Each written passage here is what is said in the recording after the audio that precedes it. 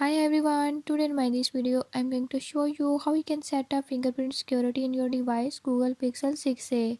In this device Google Pixel 6a, how you can add fingerprint, follow the uploaded video guide and use fingerprint to protect your personal data. Before I start, if you are new to my channel, don't forget to subscribe and press bell icon.